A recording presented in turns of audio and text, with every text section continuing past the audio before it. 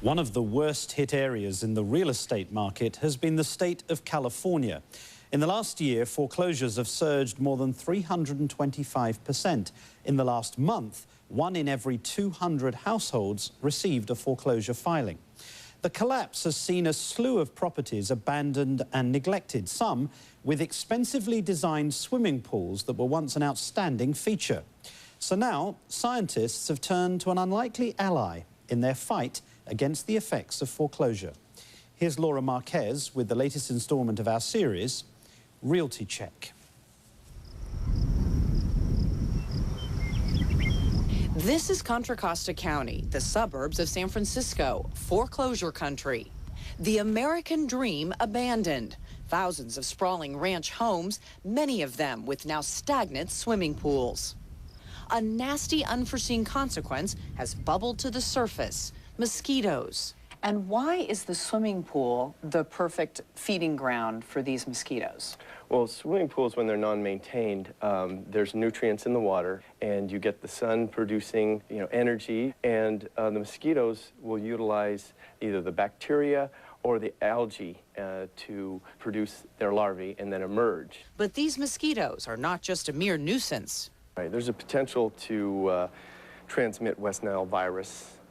And so that's why we're so concerned about these pools and the foreclosure issue. It could be, a real threat to public health. Chris Miller is a biologist with the Contra Costa Mosquito Vector and Control District, who thinks he has the answer to the mosquito problem. These fish work 99% of the time. These tiny fish with a big name, Gambusia affinis, the newest soldier in the foreclosure war.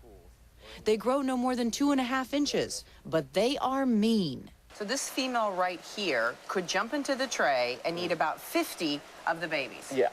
These cannibalistic fish also love to eat mosquitoes, lots of them. They're surface-oriented fish, so they like to feed on surface-oriented insects. So they'll eat primarily mosquito larvae, because mosquito larvae need to get to the surface to breathe. So they'll intercept them at the surface, and they'll also eat wind-blown insects, and they're omnivorous, so they will eat other, aquatic organisms. But they have quite an appetite. They do. They can, probably an adult female can average 500 mosquitoes a day. Wow. And while that sounds like a lot, mosquitoes can multiply at a rapid rate. They can go from egg raft to adult in 5 days in the warm parts of the summer. Okay, so this little tiny area that's about the size of my fingernail can have 120 mosquitoes. Yeah. Wow. And need very little water to do it. Yeah, mosquitoes can breed in just basically probably a 2 or 3 millimeters of water. It's like a couple of teaspoons. Yes, yes. So a situation like this is prime for breeding mosquitoes. So Miller set up his own prime breeding area for these fish, whose sole purpose is to control the mosquito population. Since last year, he's increased the fish in these tanks by 210%. 210%. I mean, that is huge. It is. And that is all because of foreclosure. It is. The county cannot just drain the water because an empty pool can crack and cause damage to the surrounding grounds. Miller sends bags of fish, 150 in each. Thank you, sir. With the pool crews. Jeremy Tamargo makes about 10 to 15 calls a day to mosquito-infested pools. His first stop, a neighbor who called in to complain. Hello. Hi. I understood there's a pool behind your home here that needs some attention. It does. The house is abandoned. It's probably been empty for a month, and the water level's getting really low, and it's green. Julie Peterson showed us just how disgusting her former neighbor's abandoned pool has become. So, Julie, you peeked over the fence for the first time when? It'll be 2 weeks Friday. And when you looked over here, what was your reaction? That was horrifying. I couldn't believe it. It's pretty gross. And what's your main concern when you look at that? Well, the smell was a little bit of a concern, but mostly I was worried about mosquitoes because we spend all summer out in our yard, and I just didn't want, everybody being attacked by mosquitoes. The last time she saw her neighbors was in March. Yeah, they were there about a year and a half. They had maybe 3 or 4 kids. They use the pool all the time. Tamargo first inspects the pool.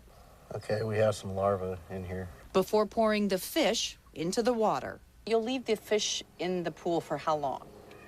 They'll be in here indefinitely or until somebody steps in and either buys the house or takes the initiative to clean the pool. He's trying to get a jump on these pools before the hot weather makes a bad situation even worse. What's the worst case scenario you've seen, Jeremy? I would guesstimate close to either $500,000, maybe a little more, maybe even $1 million. I mean, this, wow, where the whole water is just actually black and bubbling with activity. But that's usually later on in the summer when it heats up to above 90 degrees. Before that happens, the county hopes these little fish, they reproduce quite rapidly, can do the big so job. If they were in here for, say, 6 months or so, it could, you know, triple or quadruple. If only fixing the entire foreclosure mess was as easy as pouring fish into a pool. Laura Marquez for Nightline in Contra Costa County.